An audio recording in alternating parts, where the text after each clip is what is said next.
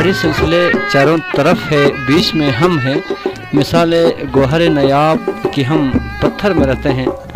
नाज़रीन, आज सरमाई फेस्टिवल का इनेकाद किया गया। आज मुर्खा 17 फरवरी 2022 को ज़िली इंतज़ामिया व हुशे वैली यूथ की जानिब से ज़िला गांछे के आखिरी गांव हुशे वैली में विंटर स्पोर्ट्स फेस्टिवल का इनेकाद किया गया। इसके मेहमान खुसूसी डिप्टी कमिश्नर गांछे जनाब मोहम्मद रज़ा साहब थे। इसके अलावा असिस्टेंट कमिश्नर मशबरुम, DFO गांछे, सोशल वेलफेयर ऑफिसर और समाजी व सियासी अफराद ने शिरकत की।